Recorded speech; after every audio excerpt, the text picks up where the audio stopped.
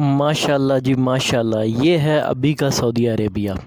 آج ہم نکلے ہیں ریاض سے باہر تھوڑا مجمع کی سائڈ پہ، اور یقین مانیں کہ ریاض سے نکلتے ہی پورے راستے میں گھاس ہی گھاس اگتا ہوا نظر آ رہا ہے۔ کافی دنوں سے یہ پوسٹ وغیرہ دیکھ رہے تھے ہم لوگ کہ سعودیہ میں کافی گرینری ہو گئی ہے، سبزہ وغیرہ نکل آیا پہاڑوں پہ، اور یہاں آ کے تو ہم حیران ہی ہو گئے۔ بالکل سرسبز جگہ ہو چکی ہے، آپ دیکھ سکتے ہیں دور دور تک جو ہے ہرا بھرا سبزہ ہے، سامنے گاڑیاں کھڑی ہیں لوگ، اور یہاں پہ روڈ کے دوسرے طرف ابھی بھی آپ دیکھیں تو چٹیل میدان ہے۔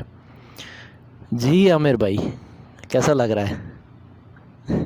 زبردست نا، بہت پیارا، اور سامنے دور تک لوگ انجوائے کرنے آئے ہوئے ہیں، گاڑیاں بھی ہمیں نظر آ رہی ہیں۔ کیا بات ہے جی۔